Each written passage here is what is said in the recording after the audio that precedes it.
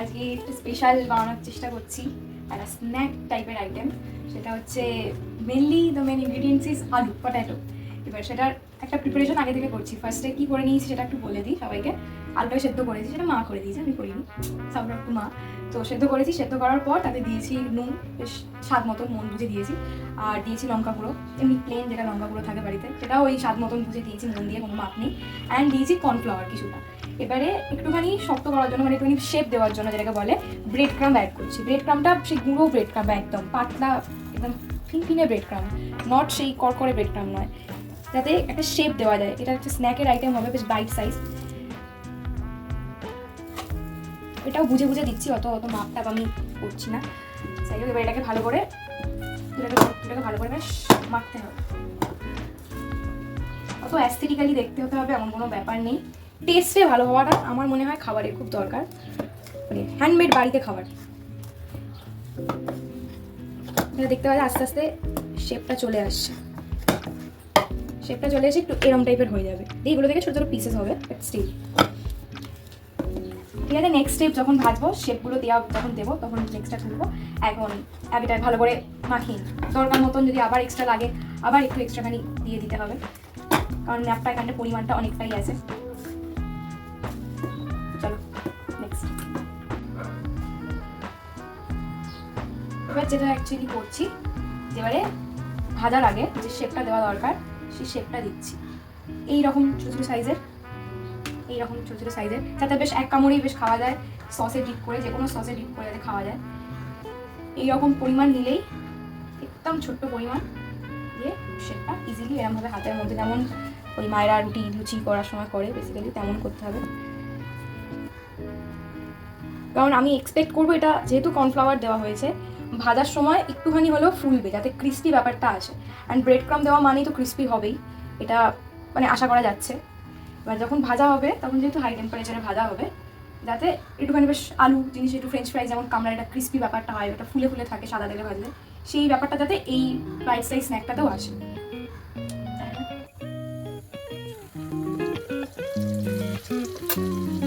যে বলগুলো শেপ করে রেখেছিলাম, এবারে সেগুলো ভাজার পালা। এটা নর্মাল বাড়িতে যে সাদা তেল ইউজ করা হয়, সেই সাদা তেলই ভাজা হচ্ছে। তেলটাকে প্রথমে একদম হাই, একদম মানে হিটেতে একদম করা রয়েছে, আর একটা দুটো দিয়ে দিই, তাহলে এটাতে দুবারেতেই মোটামুটি ডুবো করে যেন একটা ভাজা হয়। যেহেতু আলু আর কর্নফ্লাওয়ার তেলে দেওয়া মাত্রই একটা বাইরের আউটার পার্টটা এরকম ব্রাউন মানে গোল্ডেন ব্রাউন যেটাকে বলে, সেটা হওয়া শুরু করে দেবে, তখনই চট করে এটাকে কমিয়ে দিতে হবে টেম্পারেচারটা। আস্তে করে কমিয়ে দিয়ে একদম লো ফ্লেমে রেখে, এবারে একটু করে, যাতে একটা সাথে একটা লেগে না যায়, ছেড়ে দিতে হবে। জাস্ট 1 মিনিট আর 2 মিনিট এটাকে এরকমভাবে ছেড়ে দিতে হবে। দিলে তারপরে আবার একবার ঘুরিয়ে দিতে হবে, উল্টে নিতে হবে, উল্টে নিলাম, দিয়ে দেখা যাবে পুরো বেশ ব্রাউন একটা বল মতন হয়েছে, তখন তুলে নিতে হবে। যে এবার এটা তুলে নেওয়ার পালা। যে অলরেডি দেখতে পারবে যে এটা সব থেকে বড়ো একটা পিস, কি বানাতে গিয়ে হয়তো বড়ো করে ফেলেছিলাম, যাই হোক সেটা অলরেডি এটাই মনে হচ্ছে কুক হয়ে গেছে, বাকিগুলো ব্রাউন অলমোস্ট। আর কিছুক্ষণ রাখলেই, একটু নাড়াচাড়া, জাস্ট 1-2 মিনিটেই এটা কিন্তু ভালো হয়ে যাচ্ছে, এতটাই চটজলদি। মানে চা বসিয়ে, যদি এখানে এই উনুনটাতে যদি চা বসিয়ে দেওয়া হতো, অ্যান্ড চাটা হতো, যদি লিকার চা হতেই একজনের খাওয়ার জন্য অলরেডি এটা প্রিপেয়ার হয়ে গেছে। মেকিংও বেশিক্ষণ নয়, মাত্র শেপ দাও, বুঝে নাও, দিয়ে চা বানাও। উইন্টারে গরমা গরম পকোড়ার বদলে লাইক পটাটো পপার্স, হোমমেড। আর নিজেরও বানানো জিনিস খেতে মাঝে মাঝে ভালো লাগে, যে হ্যাঁ সারাদিন প্রত্যেক সপ্তাহ কাজ করি, নিজে একটা কিছু স্ন্যাক আইটেম বানালাম, রাইট?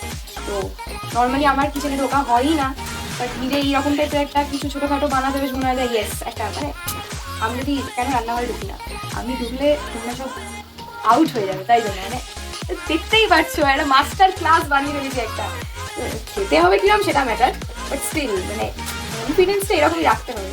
এনিওয়ে মনে হচ্ছে হয়ে গেছে। নাও ছোটো ছোটোগুলোকে আগে তুলি, করতাম গরম বলের মতন সুন্দর একদম। দেখো সত্যি আমি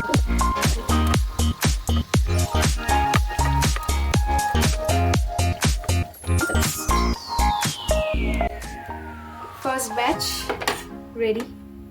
নেক্সট আবার দেওয়া শুরু করি। আই গেস এটাতে সব কটা দেওয়া হয়ে যাবে।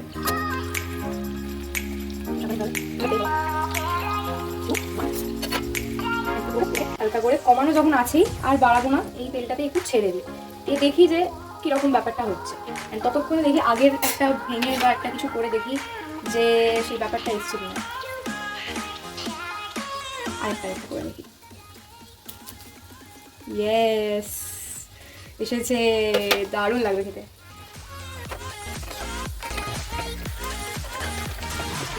এই কালারটা লাইক ফ্রাইড আইটেমে এই কালারটা দেখতে সব থেকে সেরা লাগে। কার কি ওপিনিয়ন জানি না, বাট আমার বেস্ট লাগে এই গোল্ডেন ব্রাউন কালারটা। মনে হয় যে খাবারটা এইবারে একটা লোভনীয় খাবার হতে চলেছে। অ্যান্ড এই গোল্ডেন ব্রাউনটা হয়ে গেছে মানে ফ্রাই তারা হচ্ছে, অরিজিনাল ফ্রাই হচ্ছে। অ্যান্ড অনেকেই বলতে পারে যে ফ্রাই আইটেম হাই টেম্পারেচার কেন রাখছো না, বা হাই কেন এটা তেলটা, যেটা ছোটোবেলা থেকে শিখে এসেছি যে লো টেম্পারেচারে যখন তেল রাখা হবে ভেতরটা তবে কুক হবে। বাট হাই টেম্পারেচারে যদি তেল থাকে সঙ্গে সঙ্গে দেওয়া মাত্রই বাইরেটা তাড়াতাড়ি রান্না হয়ে যাবে, তাড়াতাড়ি কুক হয়ে যাবে। ওপর থেকে দেখে মনে হবে ও আচ্ছা গোল্ডেন ব্রাউন বা ব্রাউন হয়ে গেছে, ইট মিনস ফ্রাই। বাট ভেতরটা দেখা যাবে কি যে হয়নি, কাঁচা রয়ে গেছে বা ঠান্ডা রয়ে গেছে। যেটা নর্মালি লুচি করতে গেলে গরম তেল একদম দরকার হয়, কেন দিলেই সঙ্গে সঙ্গে ফুলে গেল। বাট পরোটা বা সিঙ্গারা এই সমস্ত সেম ময়দার জিনিসই কিন্তু লো আঁচে করে, মায়েরা যেটা করে সেটাই দেখেছি বা দোকানেও দেখেছি। তার কারণ ভেতরটা কুক হওয়াটা অনেক বেশি ইম্পর্টেন্ট, সেটাই জন্যই লো ফ্লেমে এটাকেও রাখতেছি যাতে ভেতরটা কুক হয়। ইভেন ইফ ভেতরটা সেদ্ধ, মানে আলুটা অলরেডি আগে থেকে বয়েল, বাট স্টিল টেস্ট একটা ফ্রাই জিনিসের অয়েলটা একটা ইনফিউজ হওয়াটা খুব দরকার। অ্যান্ড যে মানে নুনটা দিয়েছি, যে সল্টটা অ্যান্ড যে রেড পেপারটা যেটা লঙ্কা গুঁড়োটা, সেটা যেন টেস্টটা একটু মানে ফ্রাই হলে স্মোকি হলো, অবশ্যই স্মোকি জিনিস ঝাল জিনিস বেশ ইনফিউজ হবে তেলের সঙ্গে, সেটা যেন হয়। তাই তো বাড়িটা করে নিলে খুব চটচট হয়ে যেত, কিন্তু স্টিল খাবারটা দেখতে একদম হবে যেমন তেমন খেতেও হবে একদম পারফেক্ট। আচ্ছা এবার এটা অলরেডি কালারটা দেখে মনে হচ্ছে হয়ে এসছে, তেলটাও হালকা হালকা ঠান্ডাও হয়ে গেছে। তো এবার যেহেতু এটা লাস্ট একদম, তো একটুখানি বাড়িয়ে নিলাম, বাড়িয়ে নিয়ে হালকা একটুখানি জাস্ট 10 to 20 সেকেন্ড একটু সবটাকে একটু করার মধ্যেই নাড়িয়ে নেবো গরম তেলটা হতে হতে। যাতে গরমটা এখন করার মানেটা কি, বন্ধই তো করে দিতে পারতাম, বাট গরমটা করে একদম গ্যাসটা বন্ধ করে দেবো। গ্যাস বন্ধ করে দিয়ে তেলটা তখন গরম থাকছে, সেই তেল গরমটাতে ব্যাপারটা আরেকটুখানি কিছুক্ষণ ধরে নাড়লেই, গরম তো তেল থাকলে কুক তো জিনিস হবেই, সেটা তখন হয়ে যাবে। এনিওয়ে অলরেডি হয়ে গেছে, আমি এটা গ্যাসটা অ্যান্ড যেটা বলছিলাম তেলটা গরম হয়ে যেতে আওয়াজটাও তেলের বেড়ে গেছে, মিনস ফ্রাইটা লাস্ট বারের মতন একটুখানি ভালো করে একদম কি সুন্দর গোল একদম সাইজটা ফুলেছে, যেটা বলছিলাম যে যাতে কর্নফ্লাওয়ার আর আলু যাতে একটু ফোলে, সেটা যে হয়েছে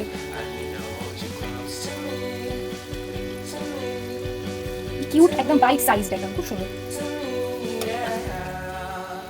ওকে এবার একটা করে তুলি বড় মুখে রেখে ছোট্ট করে আলু।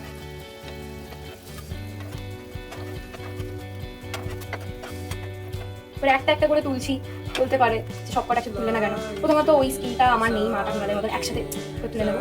দ্বিতীয়ত তেলটা যাতে তুলতে তুলতে ড্রেন হয়ে যায় খুন্তির তলা দিয়ে, সেজন্য একটা একটা করে তুলছি, যাতে আই মেক শিওর যে প্রত্যেকটা তেল মানে বেশি যেন অয়েলটা উঠে না আসে। কারণ এই ভাড়াটা অয়েল হয়ে থাকলে যে ক্রিস্পি ব্যাপারটা যদি অয়েলে ভিজে যাবে, হয়তো ভিজবে না, বাট স্টিল একটা আমার মনে হচ্ছে ভিজে যাবে, তাহলে জিনিসটা দেখতেও খারাপ লাগবে, প্রেজেন্টেশনটাও খারাপ, অ্যান্ড তাহলে ঠিকঠাক লাগবে না। বাট এখন একদম এবার চলো প্রেজেন্ট করে নিচ্ছি।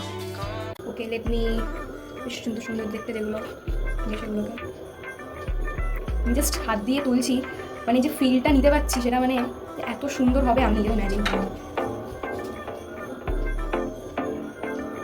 একটা মানে জাস্ট দেখাই যে জিনিসটা আমি বলতে চাইছি, খুব কম